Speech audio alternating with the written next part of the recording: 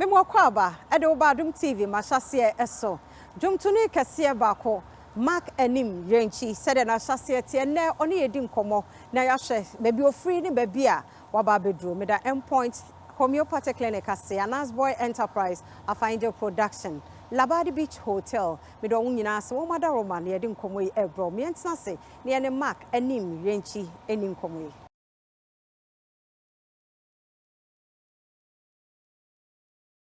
Meda semesa mo akwa baby me AdomTV Mahyease and I was shana endpoint homeopathic clinic sebra no won hye said wapomden mu nsam no tia prostate infections yare be a house stroke endpoint sebra 0244867068 ofre na obehwa ma ho ayo de Labadi Beach Hotel ye do won se papa passe wedding reception bra ha conference bi na wo ye bra picnic bi na wo ye bra once a while for family no so pie kakra ope baby akonso Labadi Beach Hotel bra na womo show love month che wo do che wadrofo na womo nso hu sampa woni je wo ho Afind Production aseda na yo dia wo production work bi obeye wo Facebook wo pese onye streaming ma wo TV commercial onye ma wo ni nyina obeye Anas Boy Enterprise men kaiwo wo fie na wose no sedan no interior decoration no beye fa Anas Boy Enterprise obeye wo POP ceiling no kama e ama wo TV unit design no and also obeye painting bia so for Anas Boy construction work be Anas Boy Enterprise sefreno obeye ama 0246 113461 0246 113461 media fia amankwa tamaklo dwomtuni kase baako my Ghana mu nanyum de eka akoma Anim Yirenkyi nkofo abusa na efia da be na ode ne bebe na the opportunity na ba yenya no ene ni bedi nkomo e wo Mahyease so papa ya mu akwa ba ya hino na bibia aboko de Nyankopon adom bako mete wonka abra na we ya bofra Yesu bra na me ya bofra Yesu Kristo my name Anim Yirenkyi. Okay, Anim Yirenkyi ye Ghana ni ni Africa ni and when you say me African when you say me a black man until I know they are in the beginning I feel me free Eastern region hold on my and papa in free mountains Equapi mountains. Oh, okay.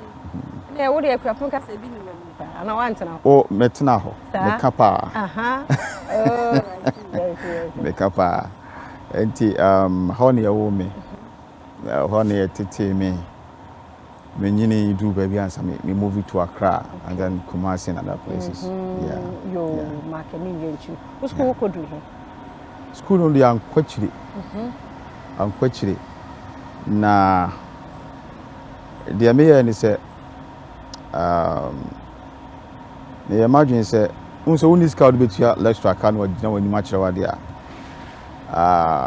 Ade abaye ni say baby your classroom. Sir.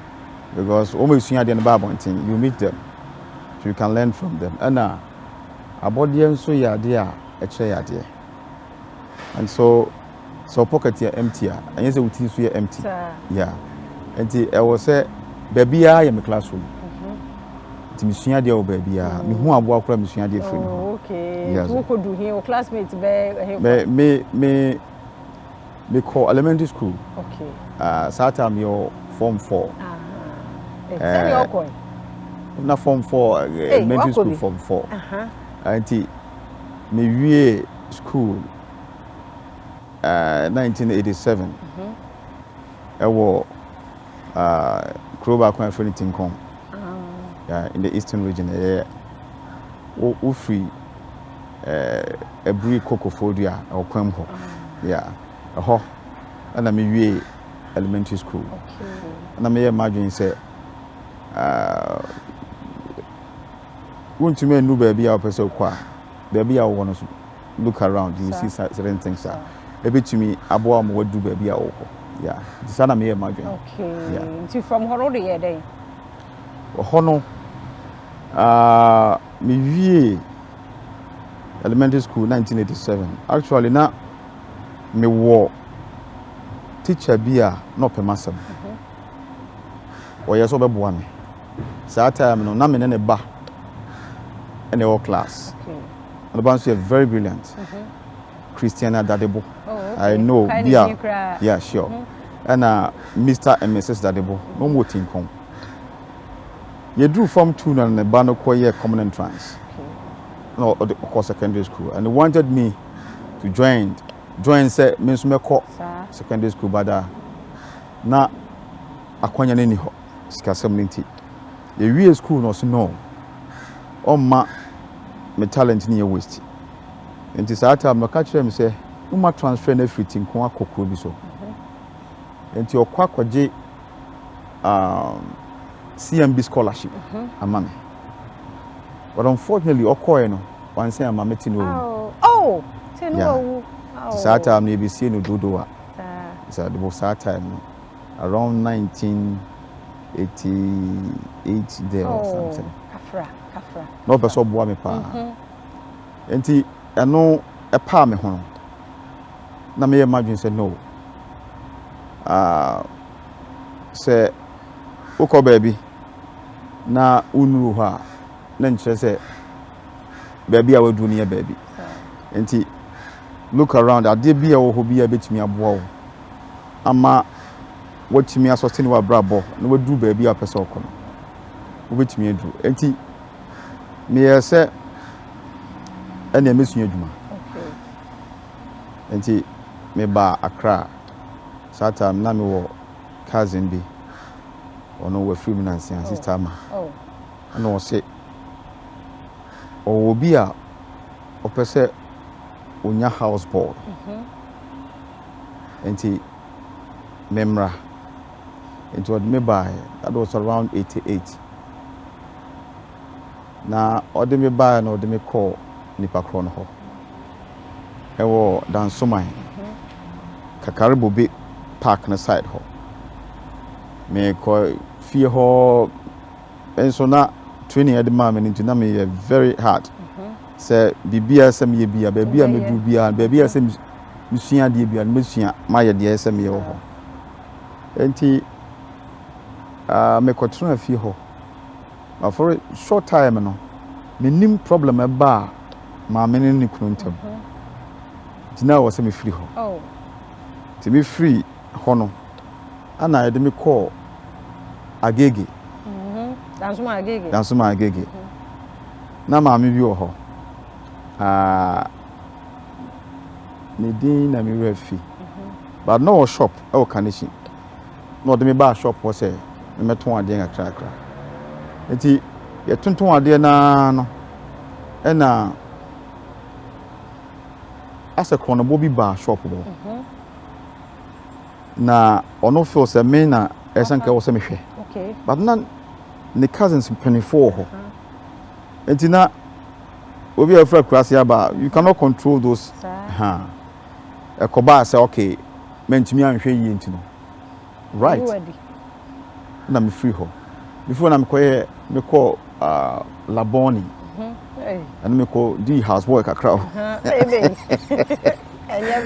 house boy kakra ho but na me person me go school nti da kura me ka kire wo me say me person me san go back am ko say me timi akọ school a me ko dru ye no na arrangement a na wo fi na sambia sensi oh my brother that also take care of me I make SM go school that time na wanya our problem na yire wu manso ne ade enti me amaso enti me koye no manche na me samba akra sem bi sua adwuma I'm very lucky me be share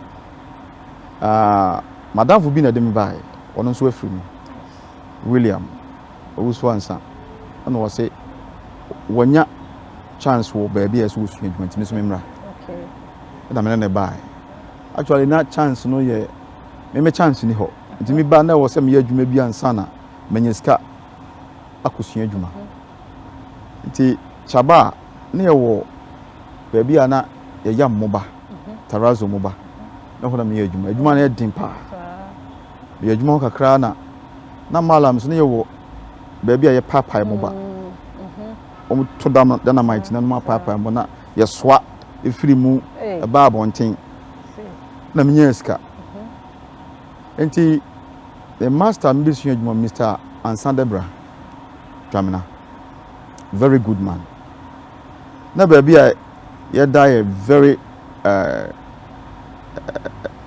unya baby papa na. But cause ne dan o mu so yaketwa. But o manage nya baby kakra da isu adwuma na ye move ba odoko and then hold your not just a dinosaur kakra and life easy. But kakra na msu adwuma wie. As a Tarazo man. Oh, okay. They say no profession no Tarazo. Profession no Tarazo atwam. Tarazo atwam. Aha. Enti me wi adwuma no me nya company bi join na penifon so mo sorry. Enti me no mo start adwuma. Tinko ho nyina no ezia na akọ. Yeah, tinko me because ezia. Family ni nyina ye ezia for. No. Na family na me kwa na me mama ne papa nya ezia. No. Na ho do kwa ezia. Ezia de one be Kenya mesem e was that time no. I think 83 84. One Kenya mesem tie no na me Presbyterian. Oh, okay. Na madam fo ba ko ye fe no wusu. Ono ye Ezia ni. Na wo mo to dwomte mani ginwum to no a mo to no ho pa. Dia na wo mo ye crusade ni ade a me kogina ho me tie one me ka ana me ba Ezia. Aha. Do me Presby na me to YPG. Okay. Any singing band. I'm very young. Sure. You fancy dwum ni mo brebe na dwum ba abonten. Enwum de enwum ba abonten e 1998. 1998 na do dwum ba okay. The first album ba abonten. The first album na dwum ba ya. Mahyease yonko. Me ye demo 95. Na Nyankopon adom yenya obi wo odoko SDA Church. Elder Thompson.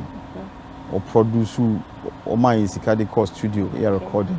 Releasing on 1998. Hey, wow. Over Accra Academy. 95 and 98 in Ansana about out. 5 years young. Yeah, my new aka odi we na bed as all bogum na fe ye hunu said it.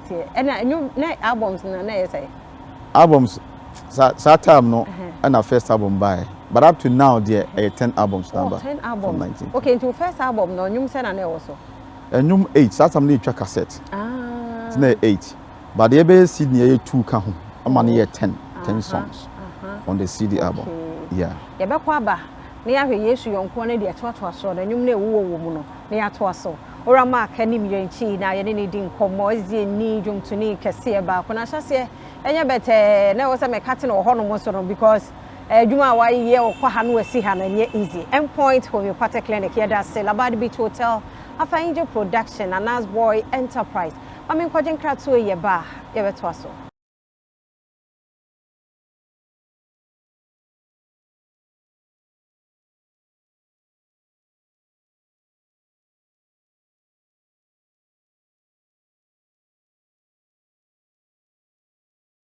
Meda se samu akwa babiem oraz Mark Anim Yirenkyi ene ne di enkomo papa me samu akwa babiem yeah so first album ne ba 1998 yes enyum be pa na ye popular also oh na wonyum medima fotiase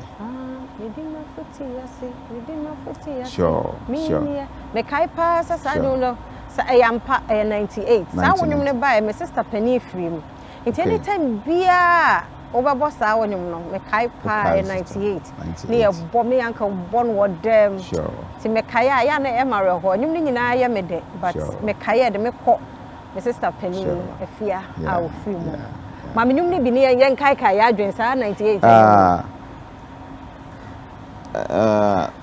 medima fotiase I think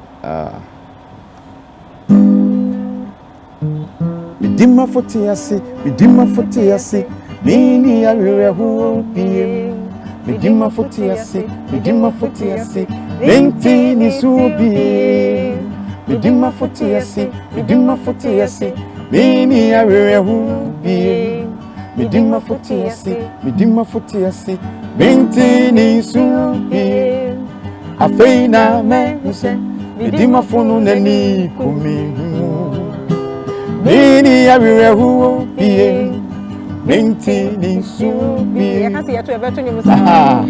Wow. to me saa nyu we ya si esi ya ye to kra no asa reho e wo mu inta de bi na wo so ebi ne me ma mo nsanemra okay ache mi refi mi me that's it mi me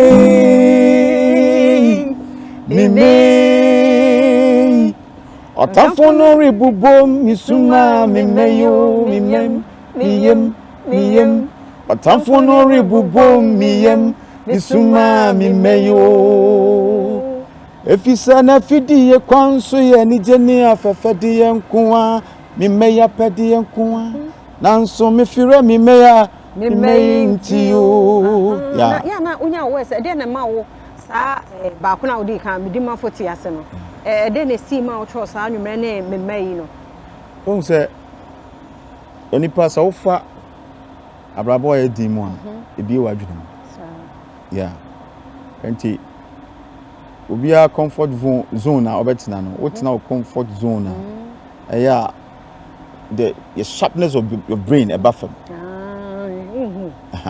enti wofa anoma ye di mu a ebi wa adwene mu afei ema uhunu se de abrabote enti saa anwom no mehu se eduru be na mehu se okay se de tie bia no wo dimafo a wo dimawo a se de e din kodu bia no ebeyi saa na de ahi biem na wo so because 98 anwumre no de ni na e powerful power de ahi biem na sa wo so ba kone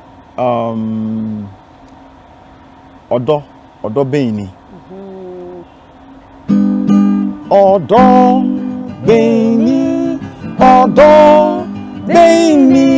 majin kwano do minti asiu odo beni na de ahi biem na sa wo so anwumri bi ne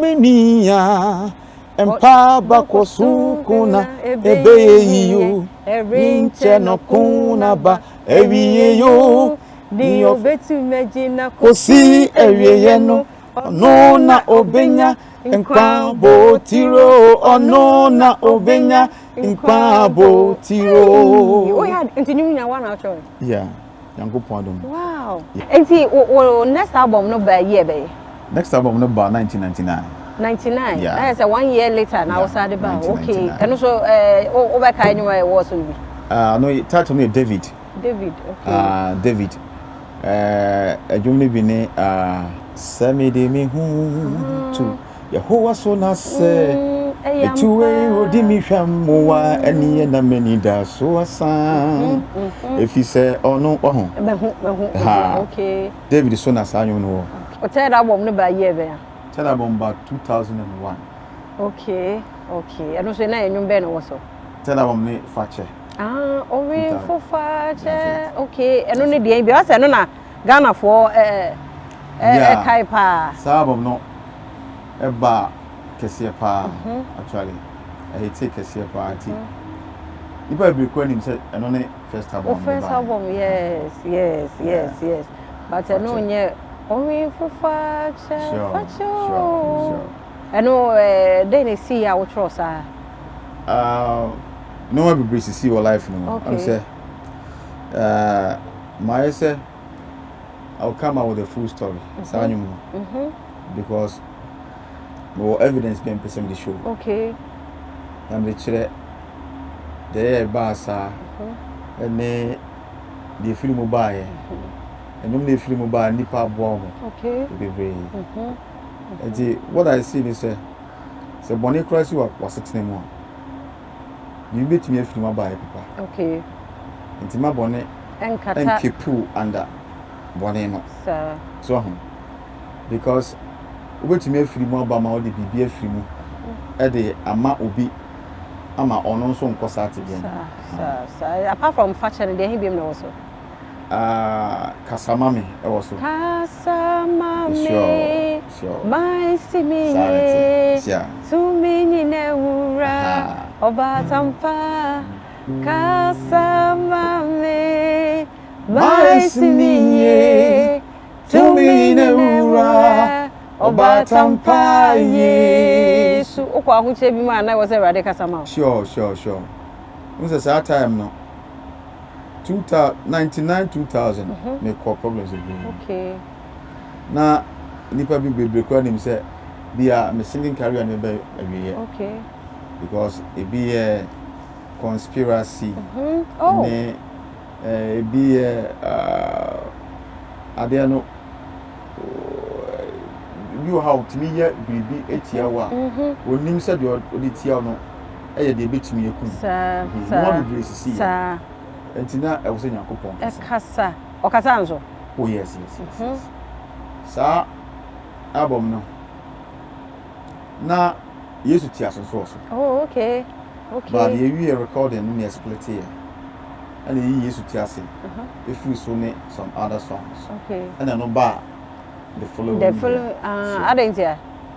Na package no messages are also na Yesu tia se ne be kan na sa kind of message no. Ya do so one album so. You free me. Okay. For the next album. Okay. Ti Yesu tia se ne ba. Yeah, Yesu tia se ba I think 2003 or 4. Yeah. Yesu tia se no ya de anyum be de na afa mani so.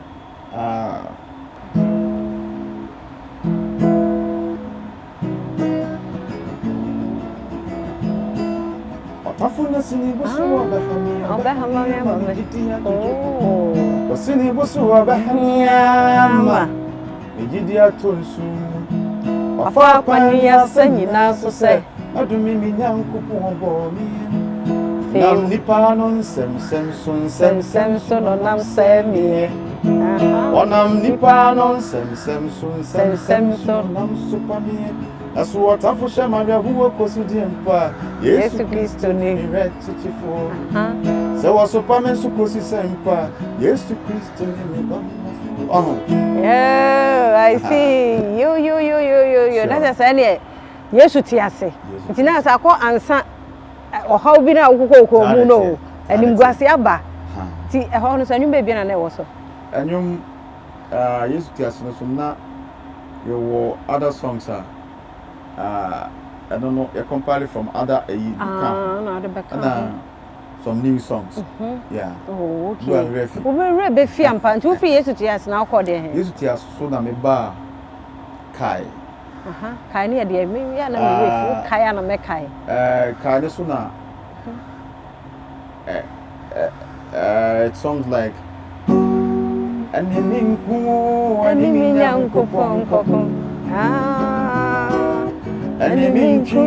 Anim Yirenkyi Fisanyami na mebwa ehuati Eye Nyankopon na yemisa Ni Nyankopon washirame na de ahi na ayi masori no party asembia ma me hu adwirimi eno yeah I think number 9 album 9 oh okay masori no party asembia ma me hu adwirimi na me ne na munra na dwono Odaya wan sorry o Masora no party asembi mami mwedrimi Amenene na munra na juno Odaya wan sorry o Nanso anaduya no de na so wan foforo tremi Ya wo woni didie se Mede wanya bambofo ha Ukura bansere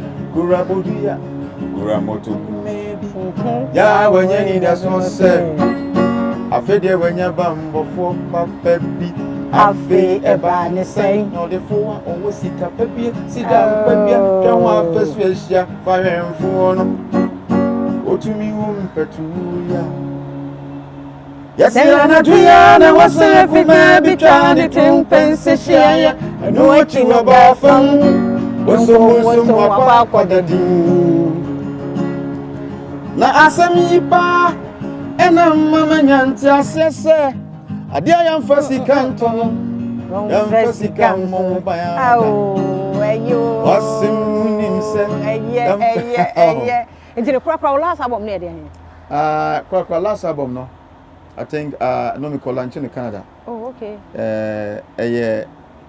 ebebemu oh okay ebebemu na say anyum no wo di biem oba yeah foforo eba na nsen ya okay eno na take me say